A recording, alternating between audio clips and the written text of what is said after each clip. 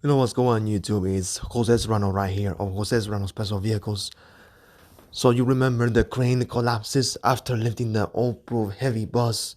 Go see episode 65 in season 1 where the two cranes to lift the semi-truck after the train's being hidden from episode 36 of Destroying Seconds.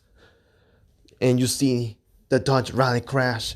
That's from episode 65, episode 51. And you see the Virgo airshow crash. That was a paraglide, loses control into the air, and a parachute crashes into a waterfall. Go see episode 71, season 2, episode 1, where the parachute hits the building. You have to be careful by hitting the buildings while you're flying the parachute. So the next thing is the F-14 crashes into the aircraft carrier. Go see episode 74, episode 4, season 2, from episode 40 and episode 24 from Destroy in Seconds. And you see the F-14 exploring the sky in the ocean by spitting the half-car barrel in the SUV.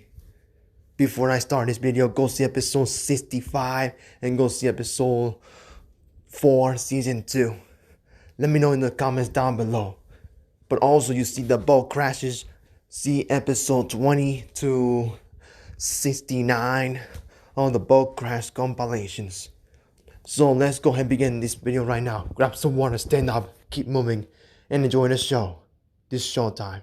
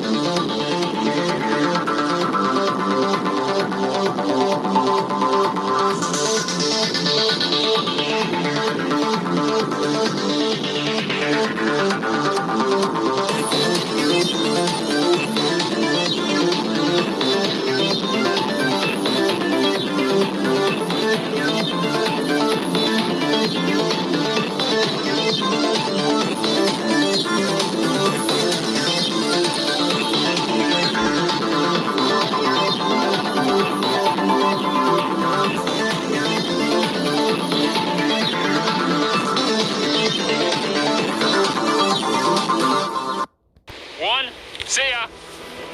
Without so much as a warning, life hangs in the balance. Human endeavor turns to chaos. And within seconds, nothing will ever be the same. Oh my God. Ever. You've got a front row seat to some of the wildest action ever recorded. A leak during the transfer of volatile propane gas turns a tanker truck into a 16-ton bomb on wheels. In Africa, a base jumper accidentally parachutes into the churning torrent of a 300-foot tall waterfall. It's where chaos and catastrophe meet, and it's called Destroyed in Seconds.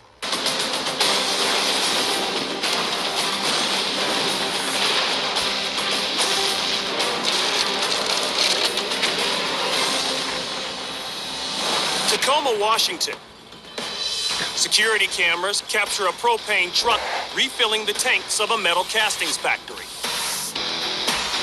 The tank's hoses are attached to a truck, and 8,000 gallons of liquid propane begin to transfer into the storage tanks. But suddenly, propane starts to leak from the nozzle. As employees struggle to fix the problem, the highly flammable gas begins to fill the yard. Moments later,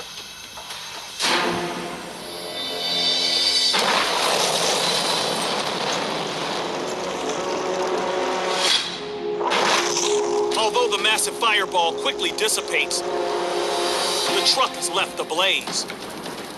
With 8,000 gallons of liquid propane still left in the tanker, the pressure continues to build. People on top of a nearby building watch as the fire intensifies. Right now, there's propane burning. There's a whole bunch of pops down below. Several blocks away, residents step out to investigate the commotion. I heard an explosion. My building shook. I think that's on fire. They are completely unaware that 8,000 gallons of propane are about to ignite.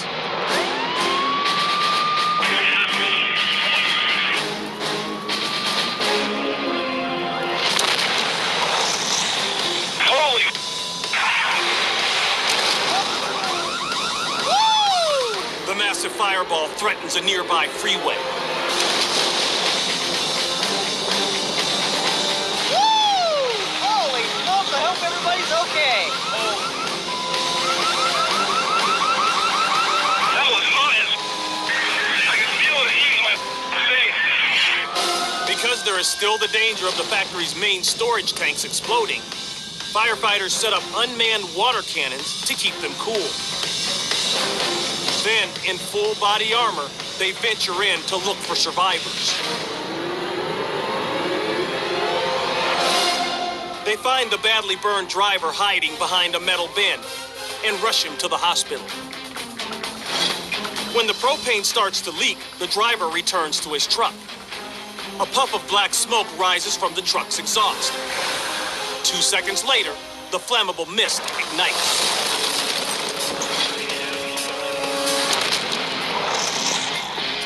Sadly, 1 week later, the driver succumbs to his injuries.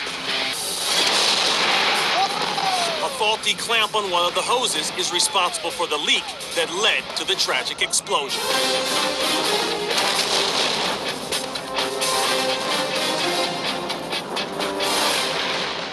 They cost as much as $300,000 and will hit a quarter mile in 4.5 seconds.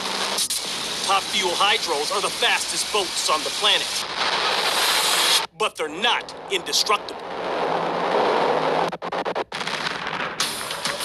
Marble Falls, Texas. Todd Odom is about to race his Top Fuel Hydro, the Spirit of Texas. The drivers take off. Odom takes the lead, but as he approaches the finish line,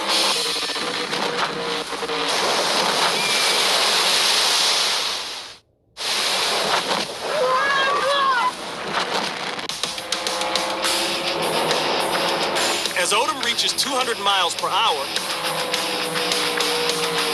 the boat suddenly turns left. It barrel rolls across the water and splinters into pieces. Thankfully, Odom's breakaway capsule performs as designed. The $20,000 reinforced pod stays intact.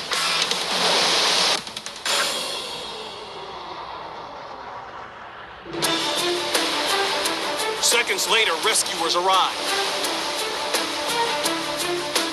They pull Odom from the water. He's uninjured and taken to shore. Later, Odom's team analyzes fragments of the boat. This is where the problem. They determine the trouble started with a part called a blast plate. A blast plate is designed to keep the boat steady and protect part of the hull. During the race, Odom's blast plate comes loose. This causes the boat to turn, and destruction ensues. This high-speed crash obliterates the Top Fuel Hydro. However, the boat's $70,000 engine is saved. ATV stunt rider Matt the Kangaroo Kid Coulter is in Cornwall, England. He's here to jump over this paddle boat at a Wild West adventure park. His 400-pound ATV must hit 70 miles an hour to clear the boat and river before landing on mud. Like most stunt riders, Matt doesn't use a speedometer. He also relies only on his eyes and instincts when designing his launching ramp. But this time, he makes a critical miscalculation.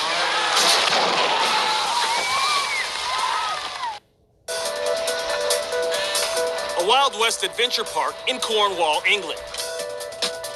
Stuntman Matt the Kangaroo Kid Coulter is about to try and jump his ATV over a paddle boat. Like most stunt riders, Matt doesn't use a speedometer and relies on his gut instinct in the design of his launch ramp.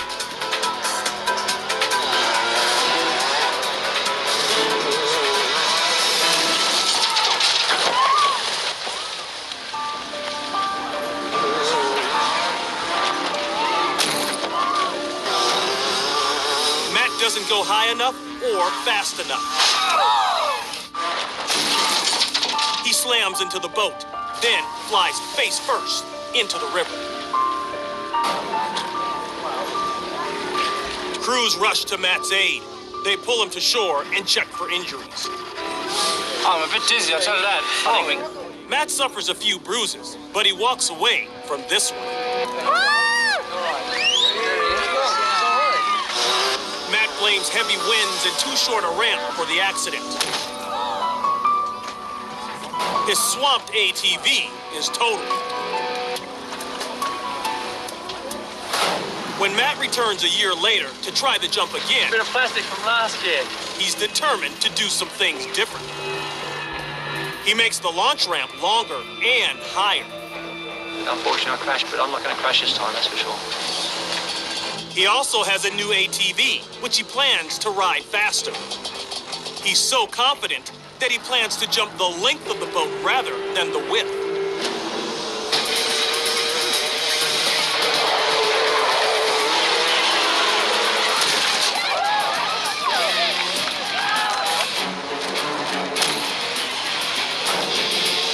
Hitting 90 miles an hour, Matt clears the boat. But fearing he might crash, he jumps off his ATV. Man and machine slam into the hard dirt. Oh, bloody legs. Matt won't be walking away this time. Is my leg broke? He rips every ligament in his knee, and his leg is partially paralyzed. But the Kangaroo Kid will jump again. Matt goes on to set 2 Guinness World Records before finally retiring in 2006. He decided not to try and jump over the paddle boat again.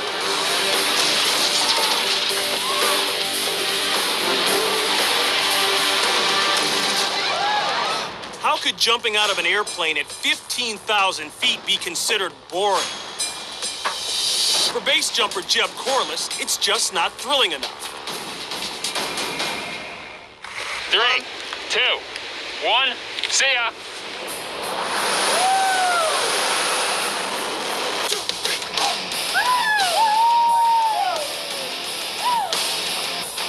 The word base in base jumping is an acronym for building,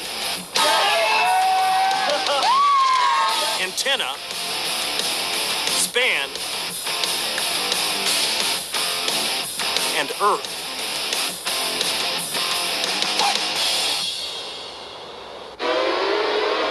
Most base jumps take place at altitudes under 2,000 feet, giving the jumper only one chance to deploy their parachute. Base jumpers also risk hitting the very objects they leap from, making this one of the more dangerous extreme sports. In his travels around the world, Jeb has completed thousands of jumps.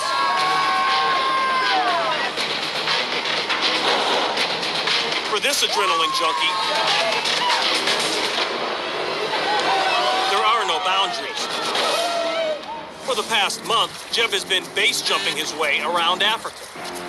After 36 successful jumps, he's grounded by heavy winds. But the 300-foot drop at Howick Falls, South Africa, offers yet another opportunity.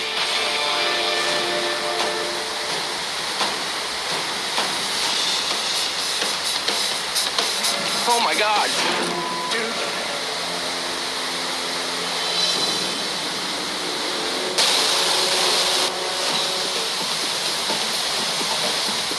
Jeb deploys his parachute, but veers directly into the waterfall. It appears the wind pushes him straight into the massive torrent of water. But a closer look shows Jeb's shoulder dropping to the left. Now falling at an angle, he deploys his chute, which pitches him off center and into the waterfall. Jeb's chute compresses under the intense water pressure. He free falls, slamming into the rocks and boulders on the way down. Jeb is lost somewhere in the white water. The cameraman tilts down, hoping to catch a glimpse of him. The wash spits Jeb's parachute to the surface. Then, Jeb appears. The current pushes his motionless body toward shore.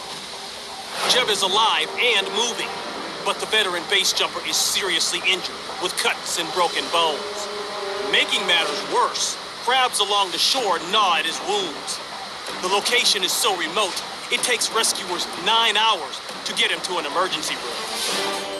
Jeb spends 1 month hospitalized in South Africa. His injuries include broken ribs, a broken sternum, a broken foot, and a broken tailbone. So, Jeb, base jumping is fun, huh? Oh, yeah.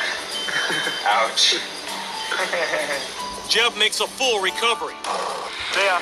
Less than 3 months later, he's off doing more jumps. However, this will be Jeb's first and last attempt at jumping Howick Falls. Oh my God. Geelong, Australia. A Hughes 300 helicopter departs over Port Phillip Bay during the Geelong Waterfront Festival. The pilot and 2 passengers, a radio DJ and a technician, take a joyride around the bay. After the sightseeing trip, the pilot and his passengers are on their way back to the helipad. But they won't make it to shore.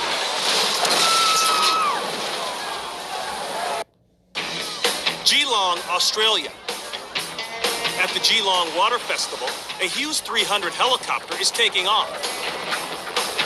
The pilot and 2 passengers, a radio DJ and technician, are taking an aero cruise over Port Phillip Bay. After touring the bay, the trio's excursion is coming to an end. The pilot prepares for landing on a helipad near Cunningham Pier.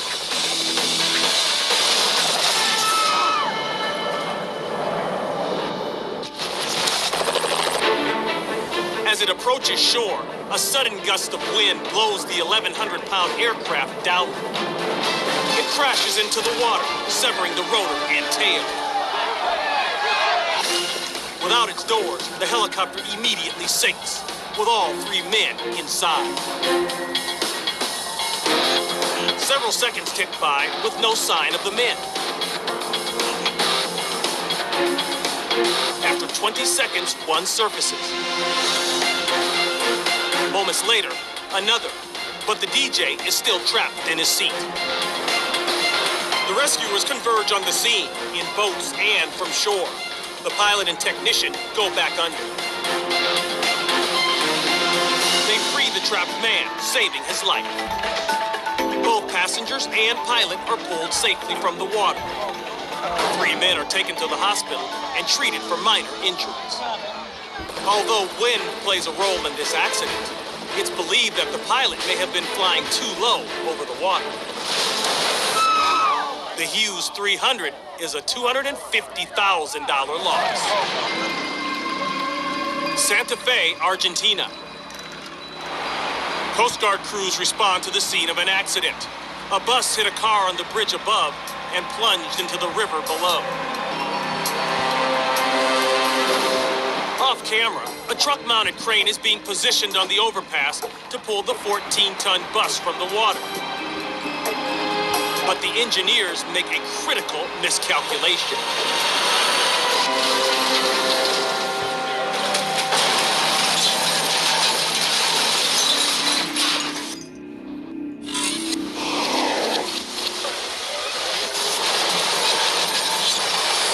The engineers didn't account for the weight of the water, which added thousands of pounds to the bus.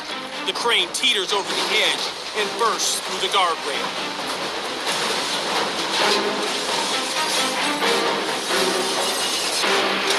The crane topples, plummeting into the river below, along with cable and concrete. Narrowly missing the Coast Guard ship. Fishermen dive off their boat to avoid the crumbling debris. No one is hurt in the fall. The crane operator bails out just before his rig gets destroyed. Seth Enslow has made a career out of being above it all. Since he bought his first dirt bike at 16, the Daredevil has taken extreme jumping to new heights. He's so good, he's one of the first bikers to be sponsored without having a racing career. But sometimes even Seth has to eat a little sand.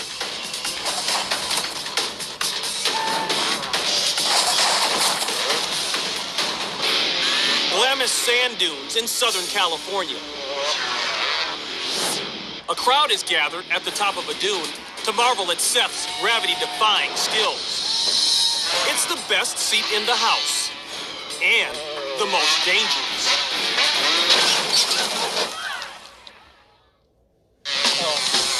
The glamorous sand dunes in Southern California.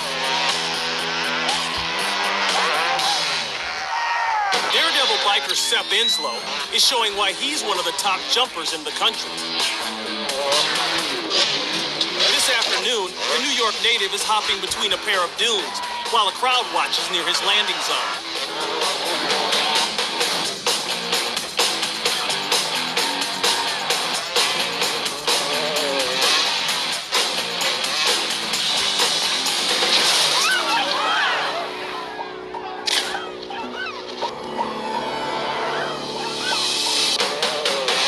Because the engine's power valve is misadjusted, Seth can't get enough speed or height to fly beyond the crowd.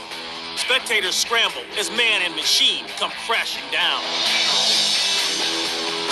Seth bounces off some bikes and an ATV, rolls in the sand, and ends up on his feet, walking away uninjured.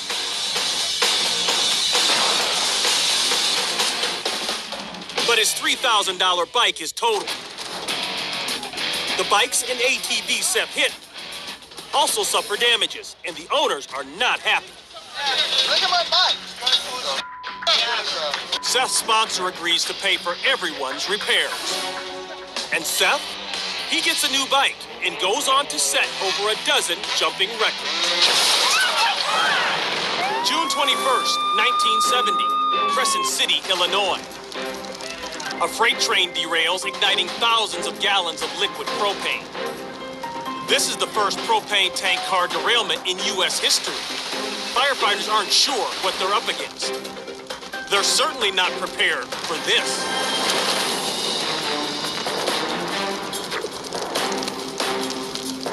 A previously intact tank car suddenly explodes in the face of firefighters.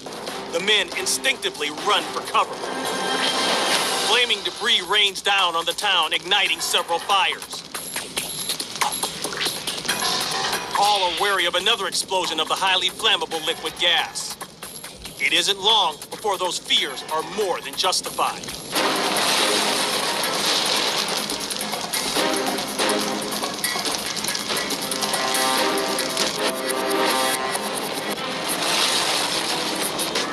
The mushroom cloud is seen for miles around. The explosions propel a huge chunk of a tank car more than a quarter mile into the side of a trailer. Other sections of the train are found buried 600 feet away. City officials finally decide to stand back and let the propane burn itself out.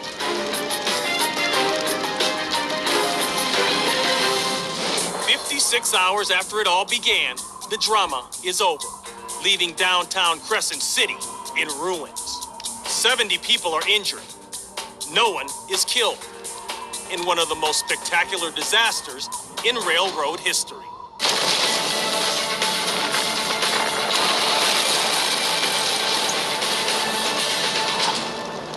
I'm Ron Pitts, and we'll see you next time on Destroyed in Seconds.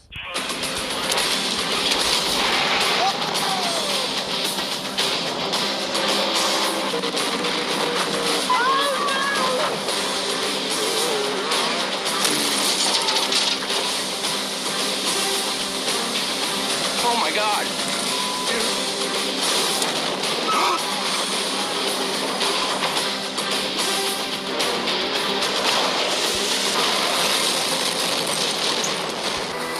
Without so much as a warning, life hangs in the balance.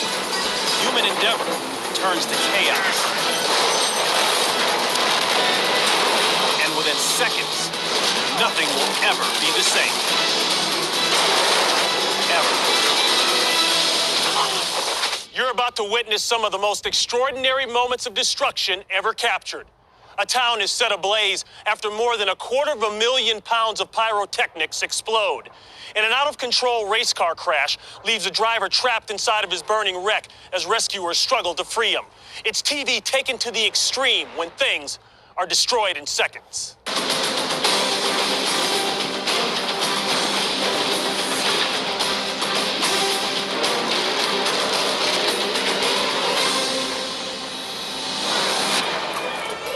Enschede, Netherlands.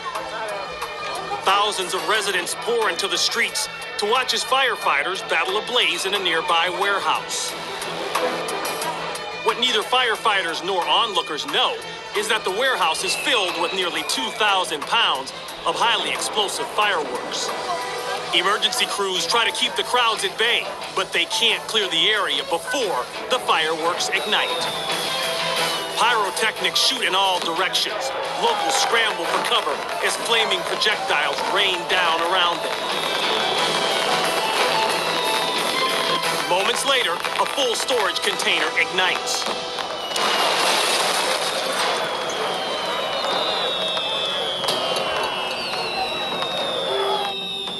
The blast shatters all windows in a quarter-mile radius and blows shingles from rooftops. The situation rapidly deteriorates. The fire spreads to another storage area. This one contains nearly 354,000 pounds of explosives.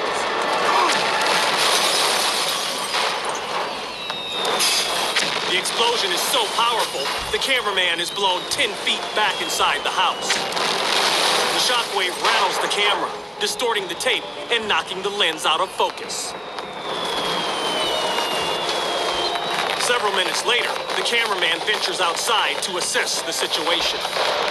Het is een drama. Het is echt een drama. De vuurwerkfabriek is zojuist ontploft. Hours after the fireworks stop flying, firefighters still battle dozens of smaller blazes. Locals are stunned by the scope of the destruction. A bird's-eye view shows a huge portion of the city leveled by the blast. In the center of it all, a charred void where the warehouse once stood. Around it, over 400 homes and buildings are either damaged or destroyed. More than 1,000 people are injured. 22 people are killed, including 4 firefighters. Because the warehouse was completely obliterated by the blast, the cause of the fire is never fully determined. Dutch authorities have since tightened regulations regarding the storage of fireworks in residential areas.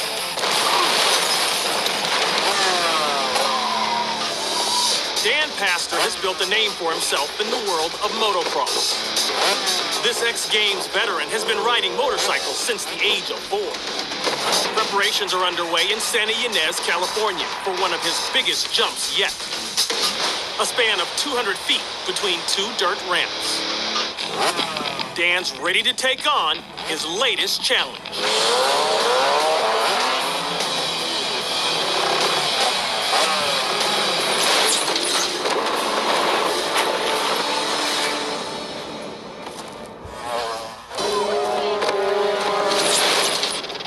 For a successful jump, Dan needs to hit a launch speed of 55 miles per hour.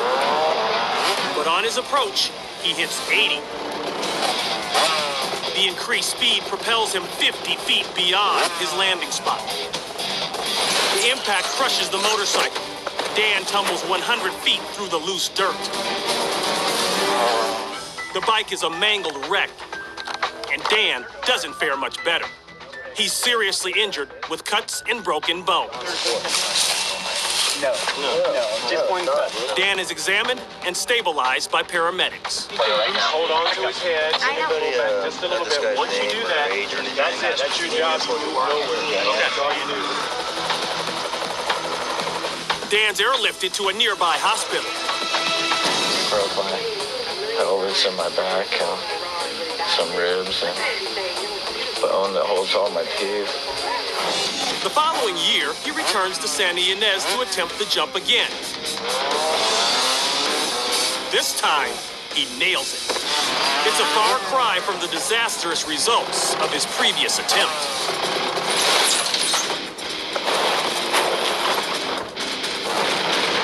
It's another sunny day at the water's edge in Needles, California. Boating fans flock to the Colorado River for fun, food, and the need for speed. Armed with a brand new 1,000 horsepower engine, amateur racer Paul Curry takes his runner-bottom boat out for a joyride. Paul breezes through a couple of runs, wearing a life preserver, but no other safety gear. It's a decision he'll come to regret.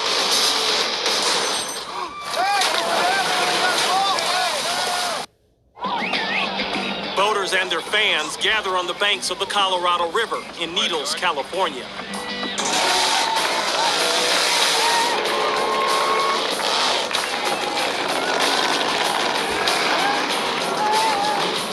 Amateur racer Paul Curry is giving the new engine on his runner bottom boat a workout. With each pass, he pushes it a little harder, eventually reaching speeds of 115 miles per hour.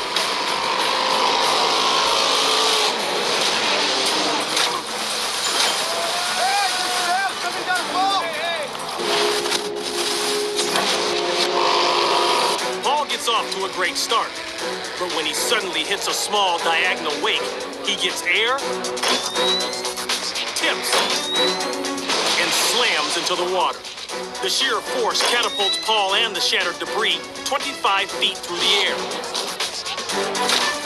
He skips like a stone across the river.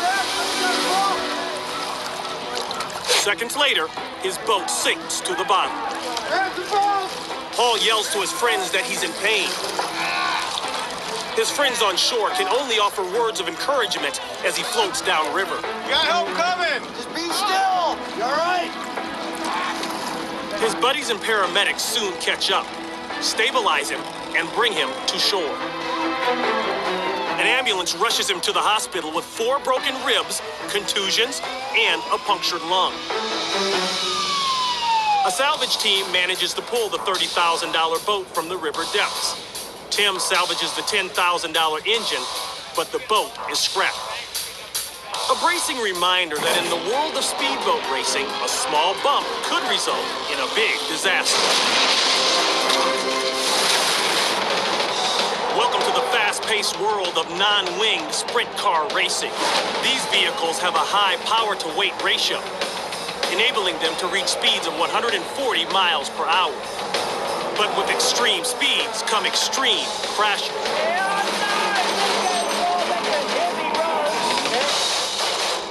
Today at the Claremont Speedway in Claremont, Australia, Aaron Holswich in car 63 is racing against 5 other competitors on an oval dirt track. Going into the turn, Holswich leads, but car 5 is closing fast on the inside. Now neck and neck, both drivers come in hard, and car 5 bumps Holswich.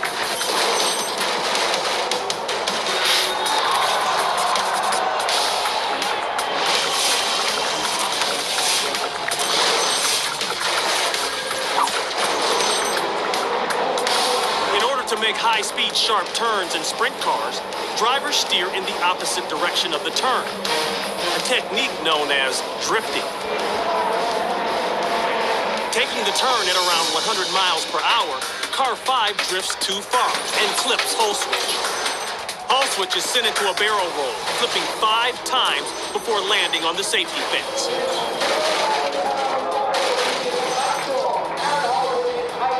Gasoline leaks from the fuel tank. Holswich is trapped inside his roll cage. Emergency crews rush to free him. Fearful his car might erupt into flames.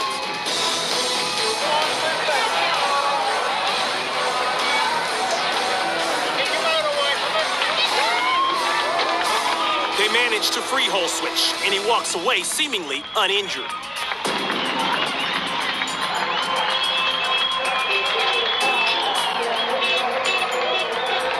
Just seconds later, his car bursts into flames. Emergency crews with extinguishers douse the fire.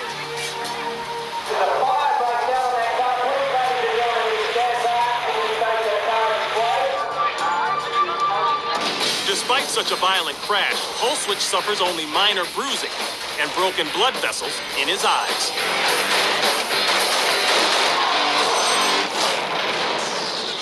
Denver, Colorado. A group of 4 friends has just been served their food at a Vietnamese restaurant when their meal is interrupted by a commotion outside. The man behind the wheel of the silver sedan is allegedly drunk. Witnesses say he's been driving recklessly and doing donuts in the parking lot. When a fight breaks out between the driver and a pedestrian, the driver tries to escape by stepping on the gas.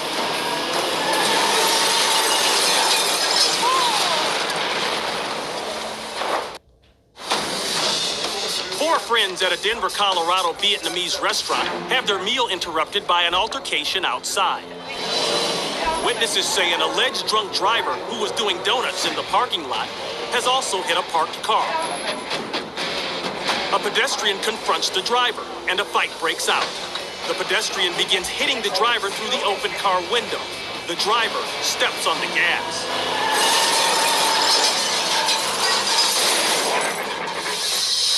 As the sedan plows through the window, patrons scatter, but not everyone gets out of the way. The car pins one of the teenage diners against the back wall of the restaurant. The pedestrian who was hitting the driver is dragged through the shattered window and into the restaurant. An armed police officer rushes in and orders the driver out of his car. The driver hits reverse, backs out, and flees the scene.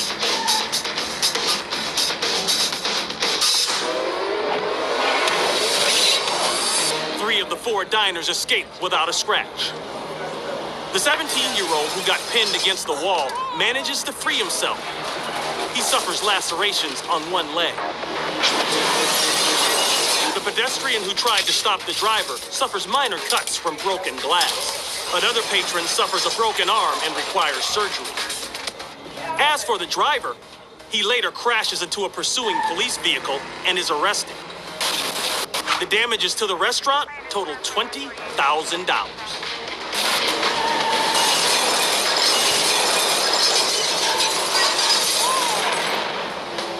Corpus Christi, Texas. Jerry Ellison is about to compete in a World Finals jet ski qualifying race. The 8 drivers hit the throttle and tear across the water. It's a 5-lap race on the nearly half-mile-long track. Ellison is in 4th place, but determined to move up. He carves his way around a buoy, then hits a sharp turn and spins out.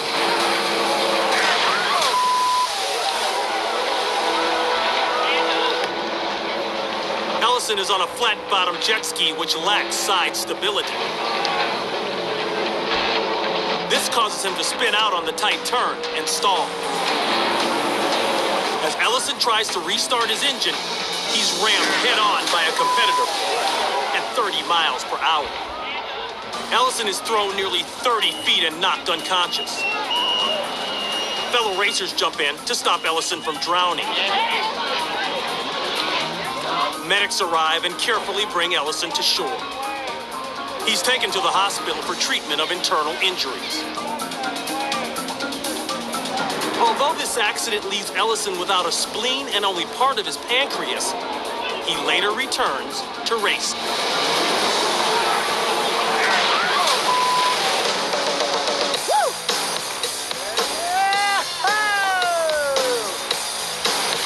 Ask any paraglider, and they'll tell you there's no greater thrill than leaping into the void and soaring above the earth. Veteran glider Joe Parr is on a paragliding trip in Valle de Bravo, Mexico. Touch it, go. Rough up there? The thermals have sharp edges, but it's not as bad as it was yesterday. Joe is buffeted by thermals, random gusts of rising hot air. Moments later, Joe's canopy catches one of those sharp-edged thermals.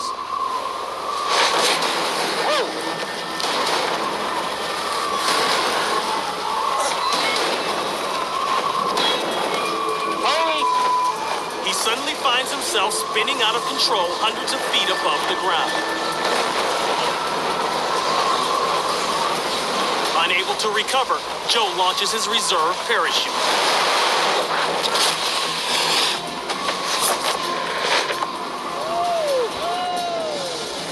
I'm coming down on the reserve. Looks like I'm gonna hit a tree though.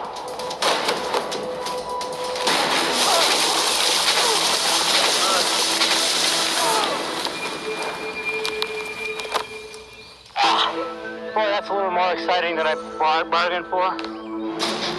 Joe is perched high up in a tree on a branch about 8 inches thick. He hangs on, hoping it will hold until his friends can locate it.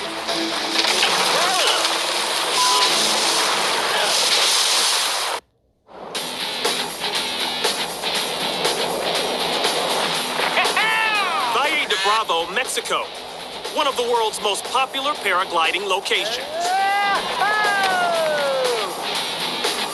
Veteran glider Joe Parr is in mid-flight when his canopy is caught by a rough gust of rising hot air called a thermal.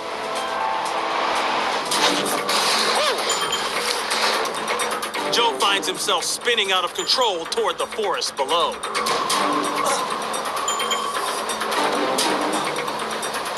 Joe deploys his reserve chute.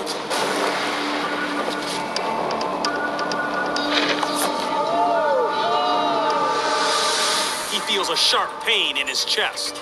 Damn, that hurts. I'm coming down on the reserve. Looks like I'm gonna hit a tree, though.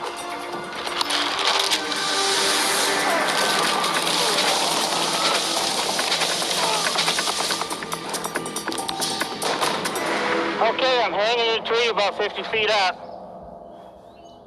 Are you okay? I'm okay now, but if it lets loose, I'll break a leg phone. Okay, well, just stay put there. Joe's not sure if the branch he's on will hold until his friends can find it.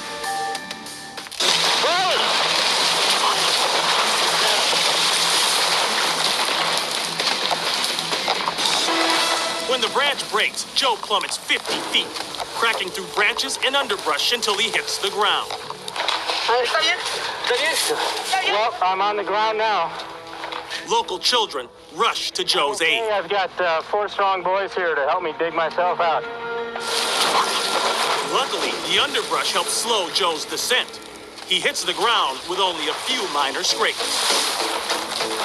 But he does suffer a cracked rib when he's wrenched by the pull of his reserve chute. Damn, that hurts.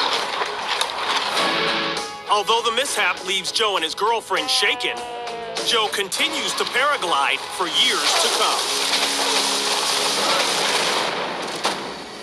Aircraft carrier USS Kitty Hawk, the Sea of Japan. Landing a plane on a moving target in the middle of the ocean tests even the best Navy pilot's skills. On approach, the distant ship looks like a postage stamp. Ocean swells constantly move the carrier's deck up and down by 2 to 3 feet, a crucial difference when trying to land at speeds of 150 miles per hour. A moment that gets far more dangerous at night when visibility on the open ocean is near zero. In darkness, pilots are almost entirely dependent on their instruments and directions from the tower.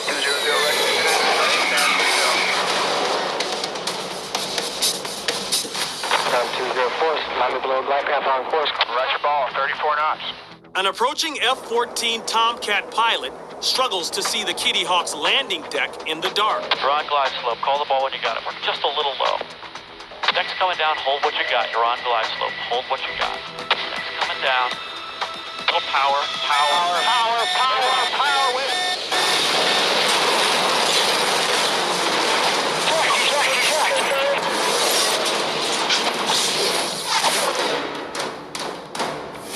Having trouble adjusting for the height of the heaving deck, the fighter comes in too low. Little power. The Tomcat slams into the deck at 150 miles an hour. The gas tank explodes, and the fighter turns into a high-speed fireball. The pilot and co-pilot eject just before the crash. One lands on the bow of the ship, the other directly into flames. Get him out of there! Get him out of the fire! The ship is turning to blow the fire away from the other planes. But those same winds also drive the ejected pilot right into the burning wreckage. Get him out of there! Get him out of the fire! Rescuers pull the crewman from the flames with only minor injuries. No one else is injured. The night's biggest casualty is the F-14 Tomcat.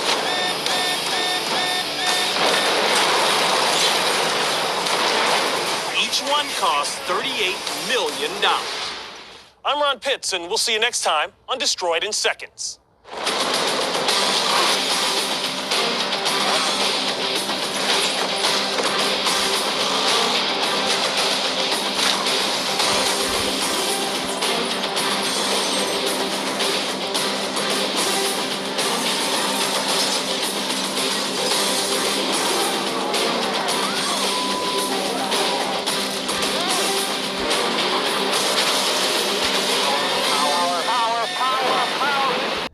That was intense video. Go see the fandom episode 25 and 26 of Destroying Seconds. Now let's hear the space and time.